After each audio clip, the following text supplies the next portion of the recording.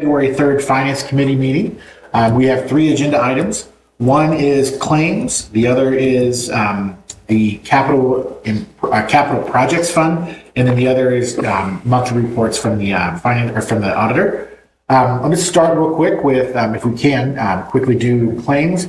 We have 3 claims. One, and I'm happy to pass these. Let me just summarize them real quick. One is for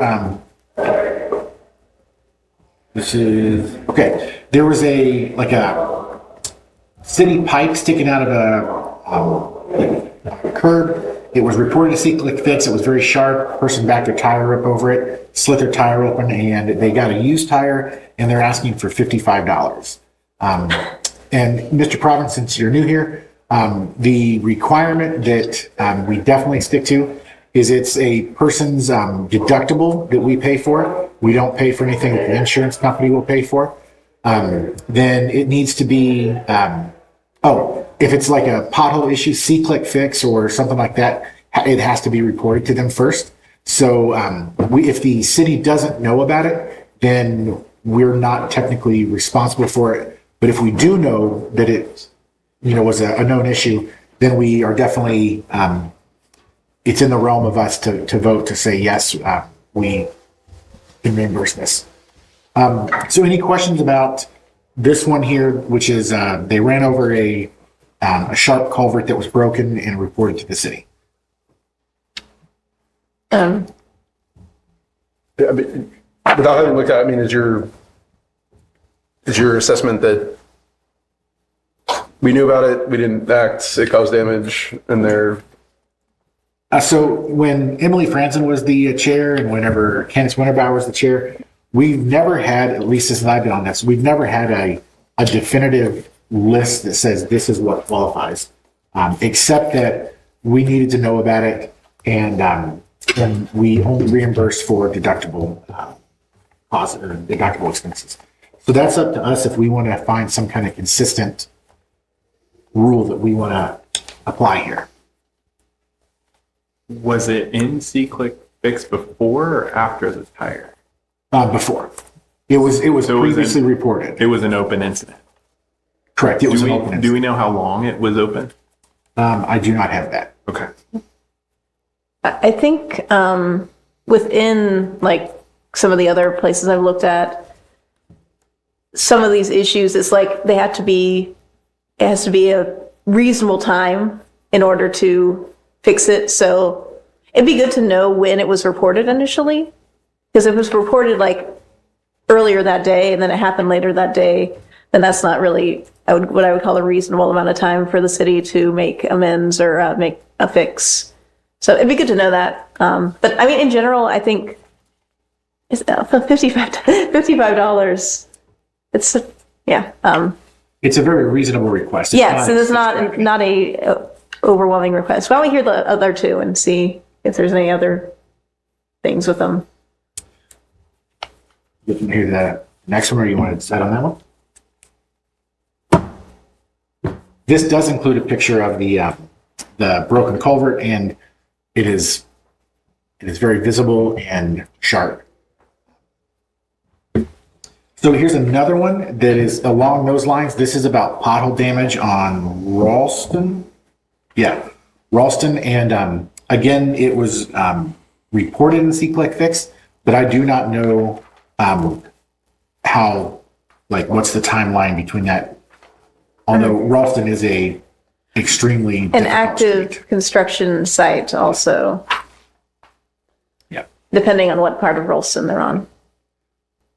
And something just for context, Mr. Province, or anybody that needs reminded, frequently last year we got requests from people who do not live in the city of Norwood at all. There was this one pothole near Rookwood that was debated whether if it was in Norwood's or Cincinnati's jurisdiction. This resident here is a resident of Ralston, and it happened right in front of their house. Any thoughts on this? Whose notes are these on the front? Angela, our secretary. Okay. So new guy question. Yeah. When we're researching these, are you able to go and see click fix and actually like say, oh, this was open, reported before? Or is that something that Angela does? That's something that Angela does typically. Okay. I'm very open to, I guess, being notified ahead of these meetings so that I could do that research to make sure that that's valid. That's, I think, not a bad idea. Yeah, I think you can go in and see the requests, like, even as just a citizen, you can go in and see what requests are open and when Okay. they were first placed. No, we get emails on like, hey, you have something similar. Yeah. Is there an ordinance around this? I know I probably should know the answer to that question, but I haven't memorized all the ordinances yet. That's April. I should have it done. To my knowledge, there's not a specific ordinance in Norwood. It is, I believe, state policy, because we had once kind of compared the city of Cincinnati. They do the same thing. And when Ms. Franzen was the interim chair, she looked up, there was an article in the newspaper that said Cincinnati had like 900 requests and had denied all of them flatly. And I mean, clearly we're able to do that, but I think the benefit of being Norwood is you have access to your local government. So.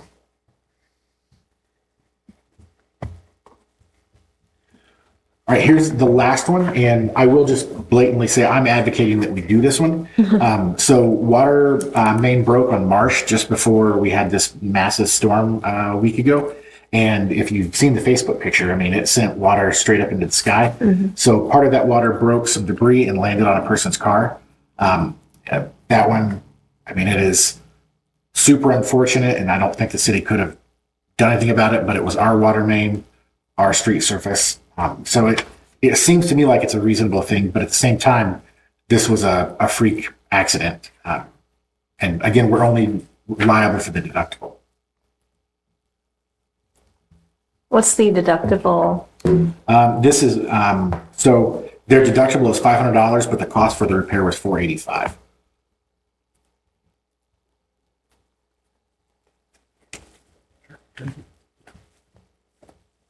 So, just questions again. Yeah. If I file a claim for my insurance is going to go up. Most likely. But then we're saying we're somewhat at fault, but you have to file it with your insurance first, and we're only going to pay your deductible. Even though we're kind of saying, yeah, we should have fixed it before your tire or car or whatever got broken. So having talked to Mr. Moore about this, about a previous incident, Yeah.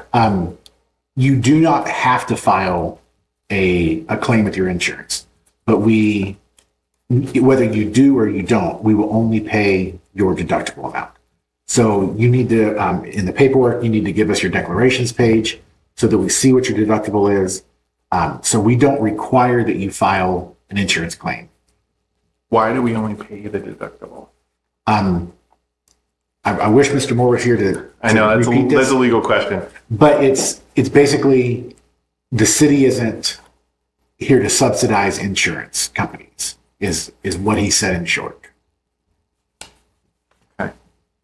Okay. I'll pivot that one to Keith. Yeah. Okay. I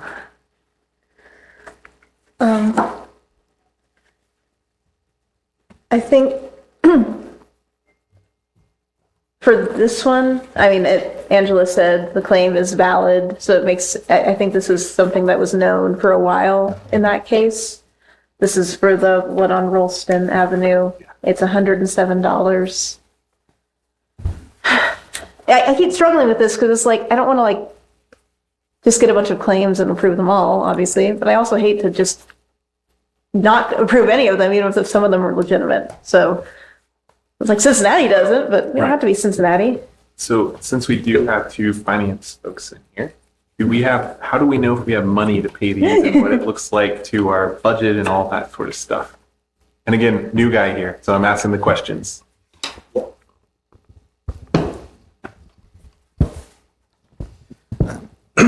So if you all decide to pay him, I think that there would be an ordinance. Is that correct? What's the problem? Passed. Oh, not in the past. Okay. No.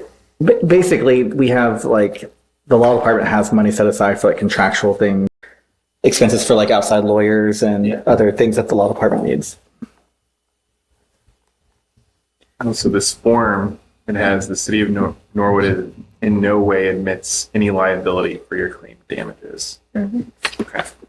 Yeah, so it's a that form may that be they can use to submit issues that they're having, so. I think it's also reasonable to bring up for anybody that's listening and for the new member, if you are traveling the speed limit in Norwood, that should limit your damage to your vehicle, and so I think we need to to kind of keep that in mind that there are people who have claimed to hit potholes and it's wrecked their entire suspension, and I have a hard time with that one because I'm like, if you were abiding by the speed limit, maybe the damage would have been much more limited or no damage. And I mean, Ralston is a very narrow street with double-sided parking. And again, like Ms. Francis said, it is basically an active construction site with top end that road surface is.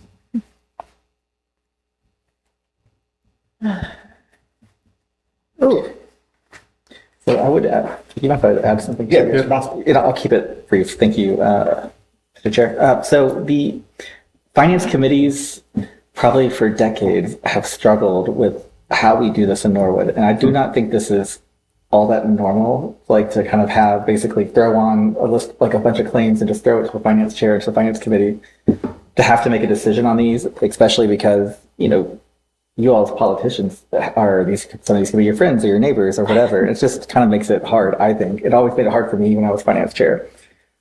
There is so basically, I wish that the city, whether it's like Noah and Tim Gary, the assistant law director and the safety service director might just get together and review these and give you all, I don't know if you all are getting these, but basically just give you recommendations like, I wouldn't pay it for this reason, or I would pay it for this reason, maybe likelihood to sue, like truly how much at fault are we?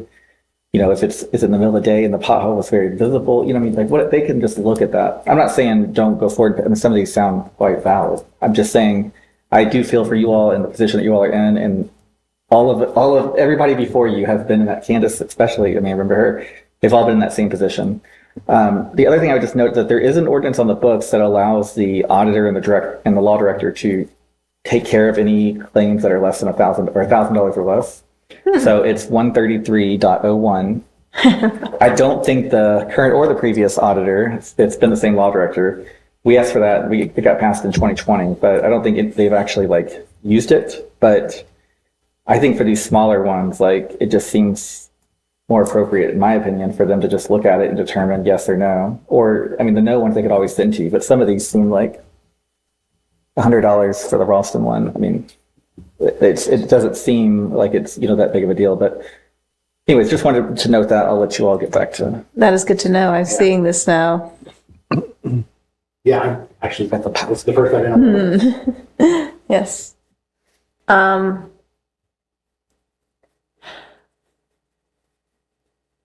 Maybe we can talk about in the future having these smaller claims go to the law director or auditor. Sorry, Kim.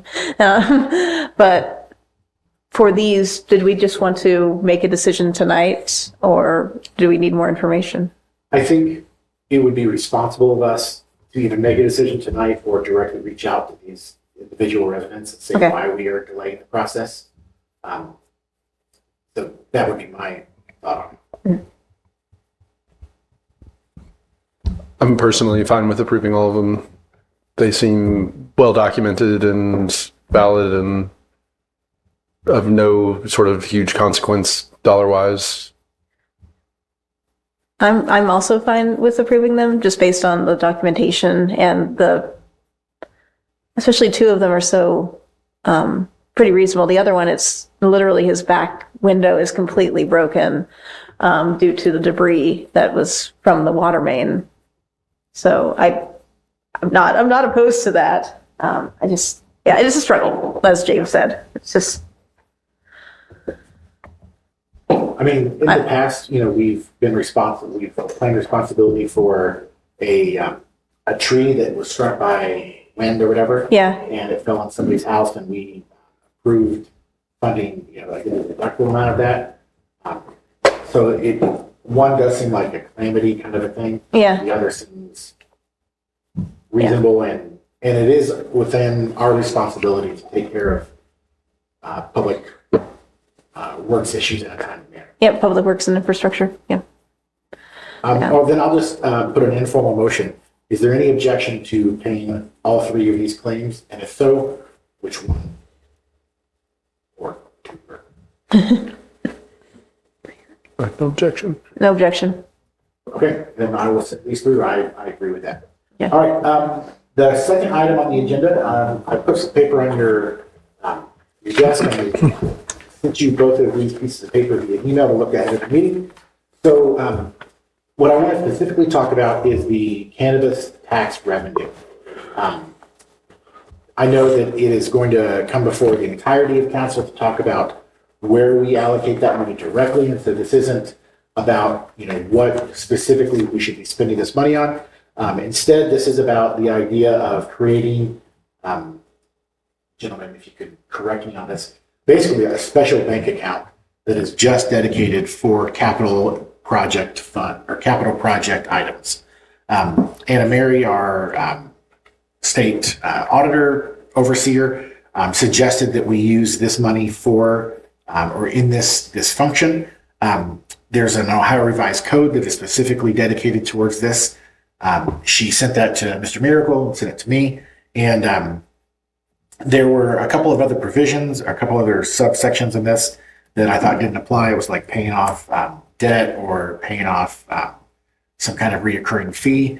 But the one that I thought was applicable to us, and I want us to consider this tonight to suggest then, or not, to suggest to the full council is this idea. And I want to read the ordinance part here. A taxing authority of a subdivision by resolution or ordinance may establish a capital project fund for the purpose of accumulating resources for the acquisition, construction, or improvement of fixed assets of the subdivision. For the purposes of this section, fixed assets includes motor vehicles. More than one capital project fund may be established and may exist at a time. The ordinance or resolution shall identify the source of the money to be used to acquire, construct, or improve the fixed assets identified. The ordinance, the amount of money to be accumulated for that purpose, the period of time over which the amount is to be accumulated, and the fixed assets that the taxing authority intends to acquire, construct, or improve. So the way I understand this is that we would, if we want to do this, we would create an ordinance that would specify these four specific things about this money. Clearly, the money we're talking about is coming from the cannabis revenue, which is a lump sum of 641 change. 641, I think. $641,000. And then we will be getting monthly payments so long as our state overlords in the capital decide to continue to give us this money or not. So there, in theory, could be an indefinite amount of monthly payments. It could also abruptly end in a couple of months. So we have no way of, and the money is based upon sales tax, basically. So we don't know how to calculate how much our two dispensaries are going to give us per month. Let me just stop there and ask for any questions. I think specifically, most questions should probably be directed towards our two gentlemen here, the treasurer and the auditor. So the way I read this is we'd have to identify the asset in the resolution ordinance first that we want to fix. That seems like it's a big part of it, yes. So how would that work as funds are continually added to the account? Do we have to continually write new ordinances identifying different assets that we want to repair? Or I guess we would modify them, right? But I just came out of the previous committee with a couple actions, and I'm thinking of the workload that may cause if we have to identify the assets with this type of fund upfront. Well, I mean, is it fair to say that the assets would be like categories? So like the streets, playgrounds, things like that, more generally as a category than Yeah, like line item. Yeah, it's a great question. I think it's just we could say the street right away, or the right of ways within the city of Norwood, whatever the right legal term is, but I think it can be general enough that it should keep it so that you don't have to, hopefully we don't run out of streets, park, whatever the different things are, streets, parks, public buildings, however you phrase it, but yeah. So follow on if you don't mind. Please, sorry. So then are we locked in with those funds to that asset? So if we say streets or this capital fund, are we only ever repairing streets? And then can we adjust it? So let's say a higher priority, the parks are in worse condition than streets. Can we adjust it midstream to identify a different asset? Do we know? Yeah, so And these may be law questions Yeah, again, if I the- understand that. as long, I mean, these probably are law questions, but I'll just give you like kind of my general understanding. As long as the funds that go in here are funds that we voluntarily put in here, so like we can't put this fund that came from like the gas tax that we put in the street fund, those couldn't go in here. Those would need to still stay in the street fund because those have a like legislative like obligation that we use those for like streets. So I think as long as this capital fund that you all potentially are going to create, everything that goes in there is a voluntary thing, that it doesn't necessarily have to be for streets, but the council's chosen that that's like what you want to use it for. I mean, streets part, infrastructure, then I think you're fine, but it is a question, but I think the law department could answer that definitively. And I think as I'm reading this, we can identify multiple assets. So it wouldn't just be potentially, we can only use this for streets. We could say this money has to be used for streets, infrastructure, parks, community center, senior center, stuff like that. You can make it as broad or as narrow as you want, if my understanding of this is correct. So we're not locked into just one aspect. Or we could just say only streets, only water mains, but it could be as broad or as narrow as we wish it to be, is my understanding. James, should I think about this in the same way as the streets fund, in the sense that there's a clearly defined source, being the gas tax, there's a clearly defined fund, thing to spend them on. Will it effectively exist in that same way within the city's finances? I think, thank you, Mr. Warren. I think that would be a good way to look at it. Yeah, that essentially we would just appropriate likely the full balance of the fund every year, and unless you all have like some long-term planning or something, but the balance would just be appropriated, and then it could get used on projects or it might not, but it's not going to go like way. It would just keep building. Got it. So it would be, I'm going to make this up, like funds 0, 3, whatever. And it would sort of be separate from the general fund, separate from the streets fund, and it would just have these kind of earmarks. And I guess I just want to be clear, maybe I'm jumping ahead here, is like, so it wouldn't just be like a sub item, like Mr. Gertner, is this a separate document, kind of unrelated to the conversation? It is. Okay. Indirectly related. Yeah. Okay. All right. So yeah, so these are all sort of like general fund kinds of capital items. So it would just be its own separate thing. The capital improvements workshop. Yeah. It could be like, so I would say, I don't know if the street fund is on that too, potentially at the very end of it. Okay, maybe not. So yeah, I think you could do it either way. I think you could add, it would not be a part of the general fund. So that, I mean, you're 100% correct there. It doesn't mean that you can't add it to your capital planning worksheet at the bottom of the separate fund. Right. And I think you have to label it capital projects fund, cannabis, or whatever. I think it's pretty specific. So from my perspective, I think this makes a lot of sense. I think maybe defining these capital projects as broadly as we want to. That's probably obviously a conversation for the full council. But I mean, I'm just thinking like $640,000. There's some really good conversations to have about projects that we could do with this, leveraging that to get more money from the county or the state, like we do with the other street funds and stuff. It doesn't have to be streets. I think it should be, but there's other capital projects that would also be great. That I think that this is a great opportunity, and thank you for like looking this up and talking to Anna Mary and getting all the ducks in a row before we have to receive this money. Because I don't want it to, I mean, I think we're all in agreement. It'd be good to not have it just go in the general fund, have it be for something specific to show like, this is where this tax money, this is what we're actually getting from the dispensaries being here. Because I know there's probably some people that are unhappy about that. Just, I'm sorry, is there any, so if I look at these, so number one is identify the source of the money. So in this case, the cannabis fund. Number two is the amount of money. I'll come back to that one. Number three is the period of time, which I think we would define as indefinite. Number four is the fixed assets. So in this case, parks, streets, vehicles, whatever. Do we, I understand that there's an initial lump sum payment, a subsequent monthly payment. Is there any, let's say, challenge with defining the amount of money in such an ordinance that would create such a fund? You know what I mean? Is it, It's a very vague number. it's a vague, like an indeterminate number. So I just wonder if there's any leeway for that, or any extent to which like that, the vagueness of that might be problematic. Yeah, I think that is also probably a question for the law department. I feel like they would figure out how to make it work, but Okay. I'm also not sure. To speak to that real quick, I don't have an answer, but I have asked the law department just to look into this since it would require an ordinance. And the last I heard, Mr. Moore was working on 3 different sample ordinances from other cities. So we could double check that.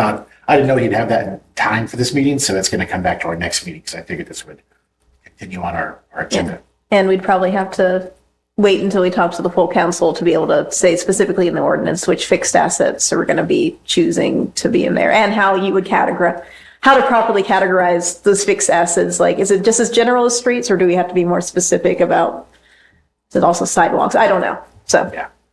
I think another thing to point out, and partly why I included the capital improvements fund from our FRP draft.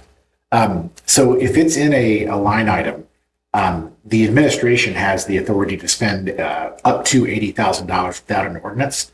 So if we put this in the general fund and we just say this goes to parks, we, in theory, have no influence over how that gets spent because the administration can say, well, we're going to spend $79,000 on a playground or, on whatever, as long as it's in that line item. Doing this capital projects fund gives council a little bit more levers to pull to say where we think these money should be allocated. And I do believe then the administration still, as long as it says this is going to playground or streets, it still could allocate, or not allocate, but could spend up to that threshold number without approval. Am I understanding the budget correctly? I'm not familiar with that. I think if you don't put in the ordinance that any specific rules regarding how the money gets spent, I would think the default, like the general fund rules would be, as long as the appropriations are there, that they could spend it for the purposes that's stated in the ordinance, like the, streets, parks, what other capital things. Yeah, I think Mr. Moore can help us with those questions. Gentlemen, are there anything we should be asking or thinking about that we haven't already? About this specific? Yeah. We pretty much covered it. Anna Mary laid out, I spoke to her a few times, and then she sent the email that I forwarded to you, and it's pretty clear what we need to do. I agree. I agree that, you've done great comprehensive questions. Did she give us any other options? No. No, just this one. Okay. Is there anything you want to discuss? No, I was wondering if, it's the Ohio Revised Code, so she's like, you have to follow up 732 or whatever it was. I can't remember off the top of my head, but, and within a few minutes she had forwarded to me and said, and our agreement was C, and she was, and that was her contention as well. yeah, and no, it's just one of those restaurant things, right? Yeah. You go and you're expecting a Coke maybe, and we only have Pepsi. You're stuck with that. So there's really no belaboring it, but I was wondering if there were other avenues we could take. Recommendations. Let's say the only, so I have talked to Anna Marie about like your question. I think it's actually a really good question. The two real options were like some kind of capital improvement fund, and then there is this rainy day fund that you could create. and I don't know a lot about it, but I'm just bringing that out there if you wanted to research it more. But something called a rainy day fund, I think we're legally allowed to create, but I don't exactly know how the mechanics of it. And if I could, maybe another follow-up question to ask would be, so the fixed assets that the taxing authority intends to acquire, construct, or improve. And so I guess if you were to think about like I don't know if it's the right term, like a catalytic fund, right? So this is like opportunistic money where we're going to put it up for matching grants, we're going to put it up for this or like that kind of thing. Like, is that sort of opportunistic use of it to unlock other monies would seem to fall outside the boundary of acquire, construct, or improve in like a definable way, versus if I say improve parks, improve streets, and acquire city vehicles, that would seem to be more concrete versus like we want to use this in a more again sort of opportunistic matching kind of way. Does that sort of fall outside of the boundaries of acquire, construct, or improve? Okay. One last question. Could we, like with the other funds, would this be something that we could add to kind of our portfolio where if we're not actively using the money, we can have it in like Star Ohio or have our management people invest it? Or is that, because it's a different type of fund, is that not allowed?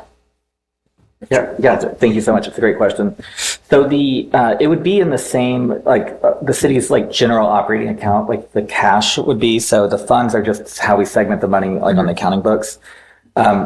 Most funds that we have, unless it's like required by the state, the interest that's generated by the cash that's there just goes into the general fund. I mean, it could be stated in the ordinance. I mean, I think there's 4 funds that we already do this on that you want the interest to go into that fund. Or you could just keep it there, just know that it goes to the general fund. It's your all's choice. We can do the math and do that either way. I'm just thinking I want to make sure that money is working for us while we're not doing anything with it, just like all the other money. So Yeah, and I'll promise you it will be working for you. Where you want to deposit the interest, potentially you could determine that via ordinance. That would be a good addition, it's like the interest proceeds. The only thing I would say about this is just like I would appreciate perhaps Mr. Power's perspective on this as well. I know it's ultimately a council decision, but I think we get what we get with regard to the capital improvement planning worksheet and what's on there and all that sort of stuff. But I do know that there are probably some like nooks and crannies of city government that are less obvious than just the streets. That might have kind of a disproportionate backlog of stuff. And I know that we're, not wanting this to necessarily offset the general funds, but it might be able to be used to play catch up in like a really meaningful way in more areas than just the streets. I will say I've talked to Mr. Powers about this, not in the direction of where the administration wants to see the money spent, but he is definitely in favor of the capital projects fund in general. But I think as we move forward with the whole conversation with council, I know that's on the committee of the whole agenda. I think that's an important thing that as finance, we could reach out to the administration and ask for some of their feedback on that. And that I think is a great way to segue into Nice. Just kind of starting this conversation about the project fund. I emailed you, the budget director emailed me the copy of the FRP draft that went to Anna Mary at the end of last week. You all have that in your email. We should probably go ahead and send it out to all of council to get them, to let their eyes have the availability to preview it as they want to. But as we think about where this money could be spent directly, I wanted just to bring up the capital improvements worksheet. This is the current plan that the administration has devised as to where we are going to spend our capital improvement money over the next 5 years. I think I just don't necessarily have anything I want to discuss specifically about it, but I wanted it to be in front of your eyes. There's some big things on there. For instance, we are going to be, if this goes through, we're going to be spending a lot of money on elevators in 2 of our public buildings over the next couple of years. And that is a very important priority in terms of ADA compliance. And so, we're looking at like $750,000 to make an elevator in the community center next year. And I think like $600,000 in the rec center this year, next year, something like that. So those are some big items on there, but I think you're welcome to look through at your own pace and just kind of see where we are spending some small amounts of money or big amounts of money on capital improvement things.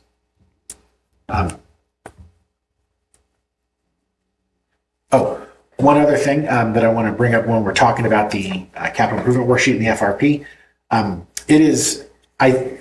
it's come to my attention that there are several big projects that are kind of budgeted for next year that are kind of waiting in the wings to be kind of purchased and taken advantage of.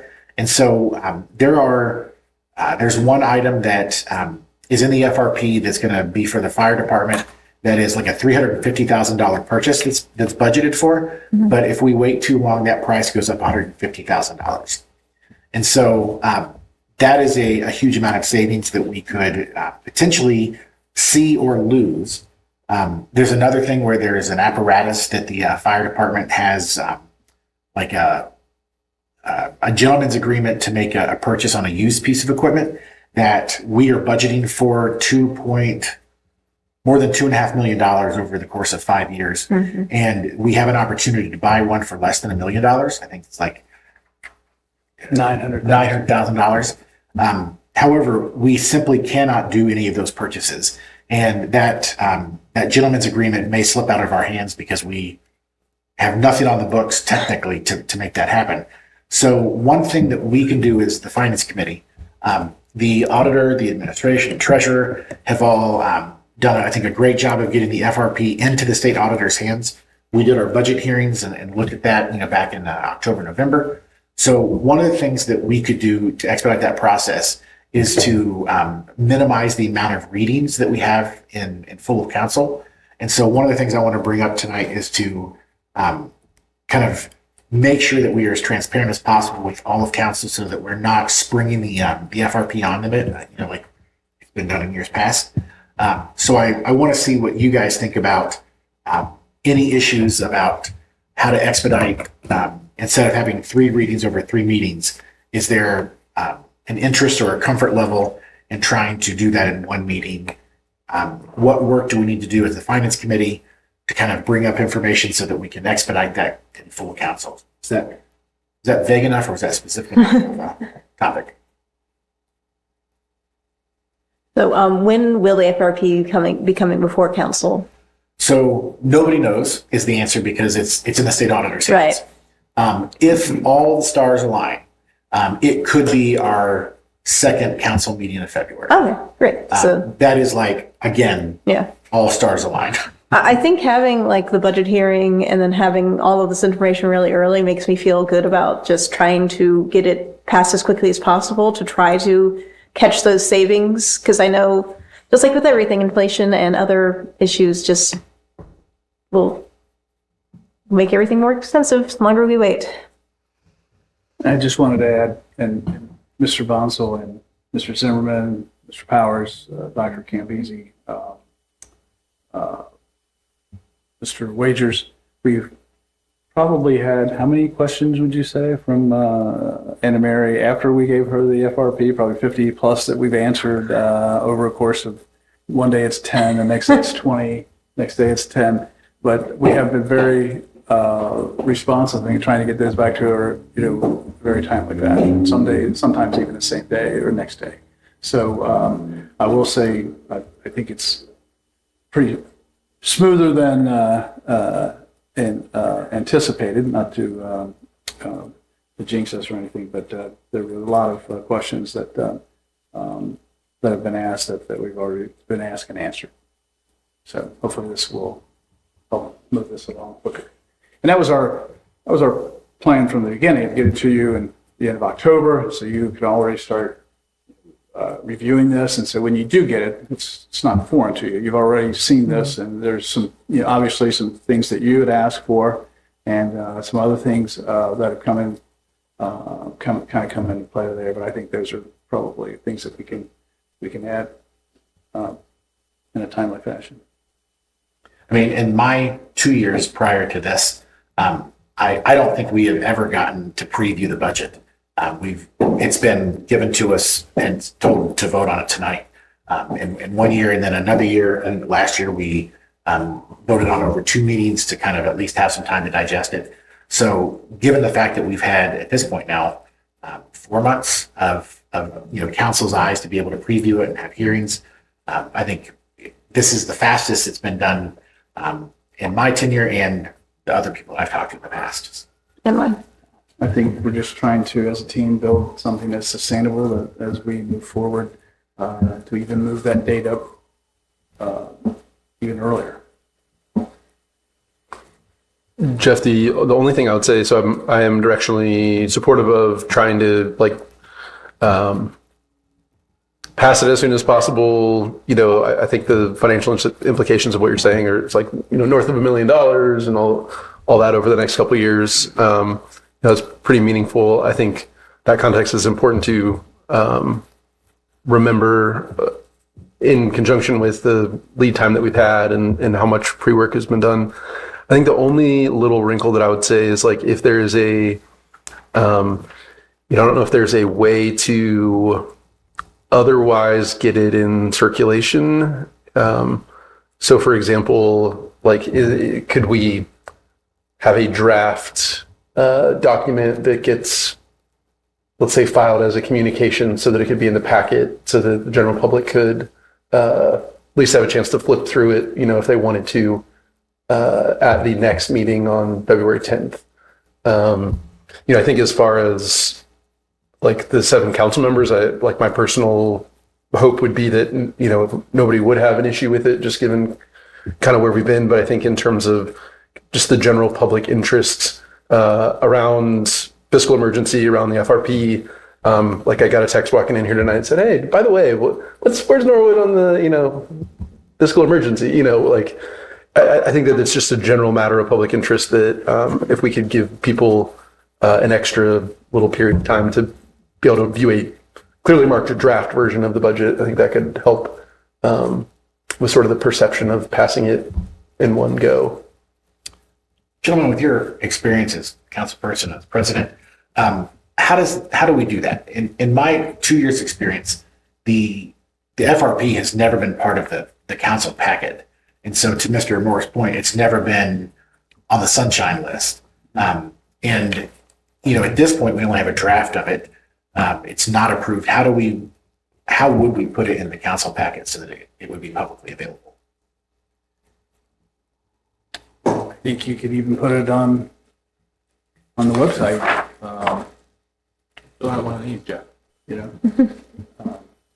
What's your thought on that, James? Yeah, I guess the finance committee could send a letter to council and just say, attached as the financial recovery plan, because all of you all should review it, the whole council should.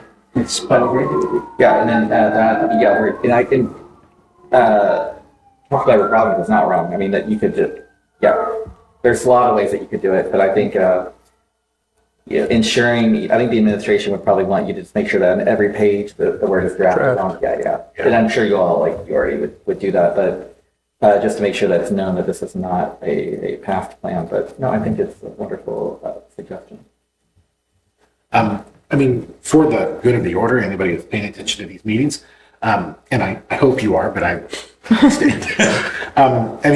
At any point, this is a public document, so at any point you can email any one of us and request the Excel file. It is a draft that is not, approved. But I think that is something that I want to remind the public that the city budget is complete public information. And the Q&As that you had with state auditor, county auditor, Mary? State. Can we see them? Of course. So I think that may help a little bit because I'm sure. The questions. The questions and how you answered them, because I'm guessing most of the council members may have similar questions, and so that may mitigate some of them. So Mr. Miracle has, if I can interrupt real quick, Mr. Miracle often copies me on some of the text or the email chains. I printed out an email here. This is where Clint sent the draft to Anna Mary, and then I was included on that. I'm happy to forward that to you. You can also look at this one real quick. There was a couple of exchanges back and forth. This specifically is Anna Mary's list of requested items, the email. So that is something that I'm more than happy to forward on to you if you guys are interested in that. And I'd be glad to forward Okay. all the emails that she's asked and our responses. I know we're really worried about sunshine, but that's just sharing of information. I think that may help council get in the mindset of, oh, all these questions have been fielded.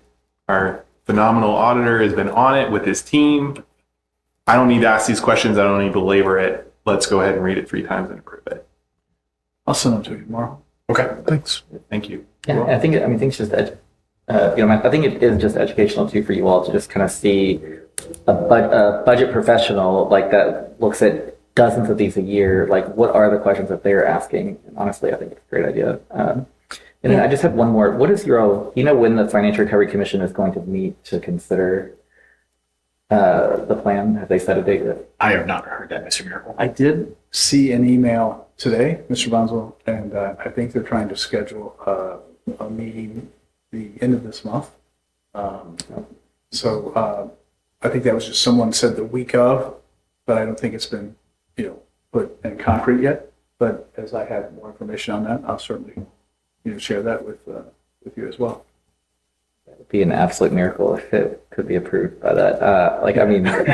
all the stars would have to align, but that would be amazing to have that approved earlier, just to give the city time to actually do the project. So Yeah. And just to be clear, the which is required to come first in terms of the recovery meeting versus the council vote? yeah, that's a great question. So the council vote would be before the Recovery Commission. So we would vote, and then everybody that voted yes on it would sign it. The commission, Anna Mary likes for the commission to have it for at least a week.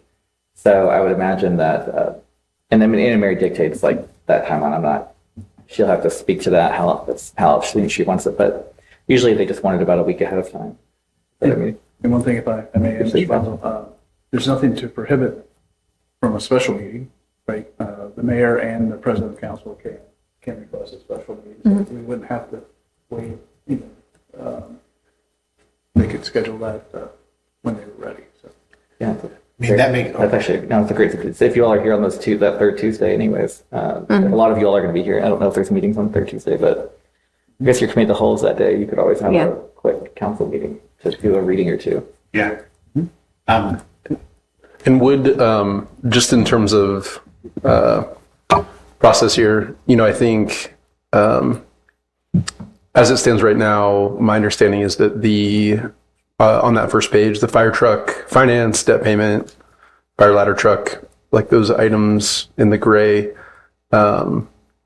essentially those would need to be revised at such time that a different fire truck was going to be pursued through kind of what Mr. Girton shared. Is that right? I don't think necessarily. Okay. And I'll say that as if I remember correctly, it's a 5-year term for a new one. Yeah. But if the ladder truck that is available, if we're able to obtain that, I think that was a shorter time frame. I want to say maybe 2 years. Don't quote me on that. Maybe 3 years. But so I don't think you necessarily would have to adjust that. That's my understanding. Okay. But we could definitely. Well, and I guess where my head is on it is, if there's sort of a known inevitable revision that would be quite timely compared to the initial passage, would that sort of lower the stakes of the initial passage, knowing that if there was any little things that, people were on the fence about or whatever, that there would be sort of an immediate revision imminent relative to the changing the terms of the fire truck purchase? quite frankly, what I said previously, I think if it was budgeted for 5 and that's what we had, and we were able to do better, I'm really not clear that we would have to change that. But okay, now that we know that's an option that we're obviously pursuing. Okay. Yeah, I I don't want to overcomplicate it, sorry. No, I would just, I do really, I think it's a question I do want to answer, so it's okay. I would highly recommend not counting on the chance to get a second revision. We've actually, I don't think out of the 8 years that there might have been 1 year, but I don't think that we've ever had a revision, mid-year revision. So my recommendation to the administration and to council is that decision needs to be made before this is passed, especially if you're going to be spending more in one of the years That's my concern, is basically because I can see the scenario where by reducing the term, any individual year expense might go up. And if it exceeds the number here, that's where I wonder if we sort of run afoul of the plan and would need to basically revise it. So I think it's almost like we need to know how legit is this sort of plan B, and then what are the financial consequences of that so that the plan matches up with. And I do think we have some time, but I do think, if I'm not mistaken, that there has to be some type of communication prior to March the 1st, if that's going to, if the used. The rabbit in the hat. Yeah. Yeah. That's my understanding. A plan B truck, yeah. The plan B. So those are all great questions. It didn't stick. Why would we want to pass it early? So the first one that came to my attention was the radios that are already budgeted for the fire department. I've heard 2 different stories that the deadline is a little bit ambiguous. I've heard another story that there is a specific date at the end of February that if we wait to make this purchase, the price goes up $150,000. Okay. And To then catch the sale. yeah, Correct. Okay. yeah, and then the other one is another municipality, in theory, could swoop in and take this truck from us before we could buy it from them. And so this has been an ongoing deal that has been, like I said, a gentleman's agreement, from what I understand, that we really we're going to do this when the FRP passes. But that just, I guess, is extending and extending. But I mean, like I said, we have been, the FRP is being pushed faster than it's been in my time or any other time that I've heard of. Can we clarify? Not push faster. Earlier leadership. No one is forcing it down our throat faster. It is earlier proactive leadership from everybody across city government. That is a much better way to say it. And that's true. Council has been proactive. Mr. Miracle has been proactive. Mr. Bonds has been proactive. It is definitely something that we are, I think, as a city, focused on getting this done in an efficient manner rather than waiting to the last minute and tossing it on our desk to vote on it. So It's been a collaborative effort. thank you for that clarification. It's like saying, "Oh, this is cheap." Well, no, it's affordable. Any questions about the capital improvement or capital projects fund, the capital improvement sheet of the FRP? Okay, I've got some takeaway questions that I will communicate to Mr. Moore, and I'm happy to CC all of you on that and have him respond that way or report back when we meet our next meeting. Ms. Franzen, did you have your hand up? Oh, I think Mr. Miracle had something that he wanted to discuss with us, but I don't know if we had time or if it was on. Oh, yes.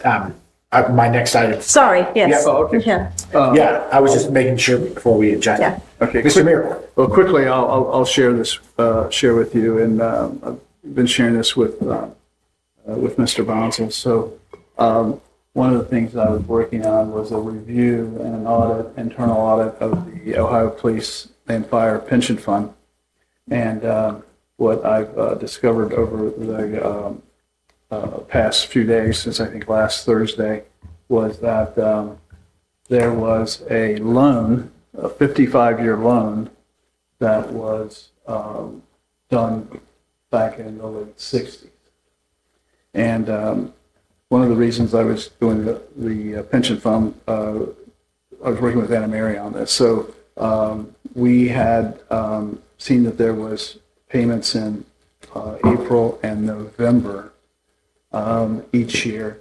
And I pulled a copy of the invoice. Forgive me, I don't know if I sent that to you as well. I know I sent maybe 3 or 4 attachments, but one of them on there was talking about the interest and the principal on this loan. So I dug deeper into this, and we found out that there is this again this loan that 55 years. It was roughly $3 million. I think what happened was back in 68, 69, there was a loan given because there was a change in how this was done in the state. So this loan had been, been going on quite some time. So when I saw our interest payment and the principal, and it kind of stood out. So I had reached out to them Thursday, and I wanted to know if we could pay this off. My intention was to, because it's 10 more years, I think it's through 2035, if he had sent me an amortization schedule. So, and I think I had talked to Anna Mary about how could we do this? First of all, can we pay this off early? Which I was told we can't. B, how do we handle this? So, according to Anna Mary today, this we could put, and the next payment's due April of 2026. So we could put this into the FRP, into the personnel services key, which is what she suggests. I think everyone saw that email, Mr. Bonzo, today. So the savings, if we were to pay this, and I had Mr. Wagers calculate this, and Dr. Cambisi calculated it, because I came up with a number and I didn't tell them, but if we were to pay that loan off 10 years early, we would realize a savings of $261,000. So Anna Mary had replied today, if that in fact is the course that council, administration, and everyone wanted to do, we could add this into the FRP, into the personnel services key, and then we could pay that off and take that money, put it in our pocket. So this has just happened in the last it's like late last week. So that's everything I have on that right now. What's the current balance? I've got it up. Jason. It is fire. It's $552,000, and for police, it is $609,000 of a original $3 million. Yeah, I think those are backwards. Mrs. Spencer. That he put it in the email. Oh. He flipped them. Okay, So, But about $1.2 million, something like that. Is yeah, the that's the outstanding. total. Yes. And so the idea is the interest savings of paying a lump sum versus like following the amortization schedule. Is that 261,000 number? that's correct.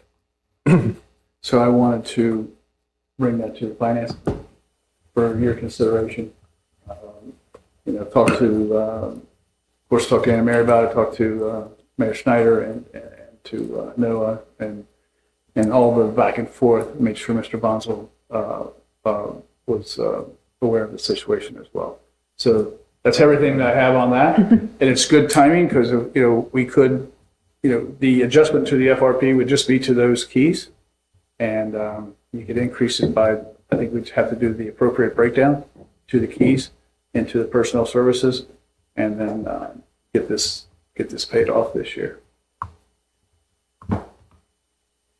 Mr. Miracle, just out of curiosity, how many other, let's say, long-term obligations like this are are hanging out, like, you know, kind of loose ends. And besides this, like, what would be some of the other, let's say, oldest ones?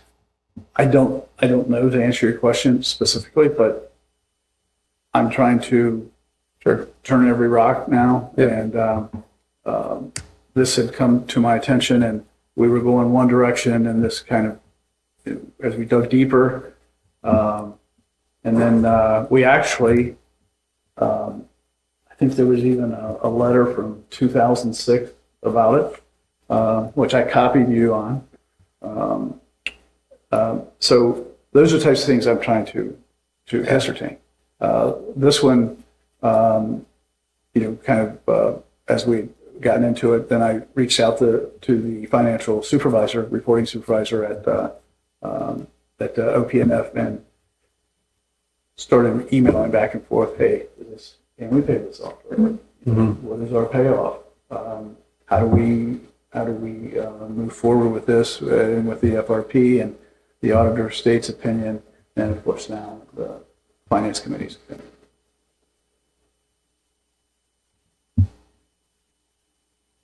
Ms. Brand? I guess the question for me would, I am pro paying this off early, as long as we are not taking money from other things in such a way that we're going to lose out on potential other savings. Not saying that this is how it happens, but let's say that we took the money and instead of getting the radios, we did this. Then we end up losing more money in the end. That's not how it would actually happen, but I'm just trying to think it visually. I didn't know where would the money be coming from. Well, that's something that, you know, like I said, I just got this answer today, so I've been talking to Noah many times today about this, and so that's a determination that is also going to have to be made. So, you know, where this, you know, where would this come from? But I just wanted to put it in front of you, so that you can review it and we could have a discussion about it, so you can kind of digest this, and then we can talk to Noah as well. Yeah. And you know, I think, just sorry, the nerdy finance person in me is like, it'd be interesting to see if they discounted those back, like Tim and Dr. Cambisi discounted those back, like what's the present value? Like 261 is kind of the numeric value, what's sort of the present value of it. If it's not the 261, maybe it is. But you know, I think the bigger point that, like, you know, this stirs up for me is just the, like, really doing the long-term right things for the city. And I'm not saying that anybody's not trying to do that. But you just really think, like, man, 55 years ago, or, you know, 45 years ago or whatever, like, this choice was made, and, you know, for perfectly good reasons, and, you know, not saying anything bad about any of those people, but just, you know, kind of the scope of, like, how, for how long sort of the residents of the city and the city government, like, lives with some of the choices that we make. It just really, like, puts it in perspective for me, you know, particularly around some of these other things about, you know, a ladder truck and the difference of $1 million, and, you know, just all of these things. I think we're having just, like, this is me trying to compliment everyone here to say, you know, I appreciate the long view and just the right thing, and the sort of lack of, I don't know, sort of personal bias towards steering things in a certain way, and just really being devoted to the long range of the city. So thank you all for your good work on that. Do you have anything else, Mr. Miracle? No, sir. Okay. Something my fingers got to Googling the other day, and on the state's site, I was looking up our financial statement, and the state has it published from 2023, so before your time, but we don't, and it, I printed it, this is a 143-page document that I just printed the first two on. Yeah. Do we have an updated version of this? We will. That's a great question. All of those are online with the state. And, you know, as we had a succession of deputy auditors last year, 3 and probably 7 or 8 months, we have someone that is working, that we have contracted to do our financial statements. And Schoenhardt and Associates CPA, they're out of Columbus. And Roy Porter there is, he is, obviously we were behind before we started. He is gathering that information for the other auditors that are picked by the state.